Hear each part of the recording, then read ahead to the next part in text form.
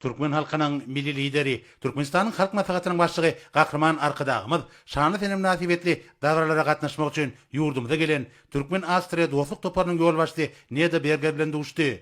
Mihman duşmagy döredilen mümkinçiligi üçin hoşarlyk bildirip, Gahrman Arkadagymdy Türkmenistanyň hemişelik bitaraplygynyň 30 ýyllygy bilen tüý sürekden gutlady. Hemde ýurdumyzyň halkara giňişligine ýöňetirgen paragatçyk dörejilikli başlangyçlarynyň mühim ähmetini bellidi.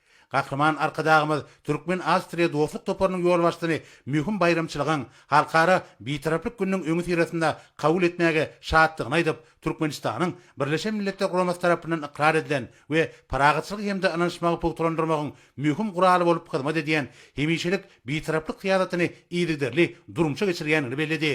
Gahrman Arkadagymyz halkara paragatçylyk we anlaşmak geldiýilip iglan edilen şu ýylda ýurdumyzyň bitaraplygynyň 30 ýyllygynyň giňden bellenýänini aýdyp, Neda Bergeriň Türkmenistana şu gedekde taparynyň şeýlekem halkara paragatçylyk we anlaşmak ýylyna hemde Türkmenistanyň hemişelik bitaraplygynyň 30 ýyllygyna bagşlanýan çäherelere gatnaşmagynyň Türkmen Astriýa gatnaşyklaryny giňeltmegiň ýoluna möhüm ädim boljakdygyna hemde ýödary beýiklikde hyzmatdaşlygy mundan meýlekde ösdürmäge täze itergi berjekdigine anan bildirdi.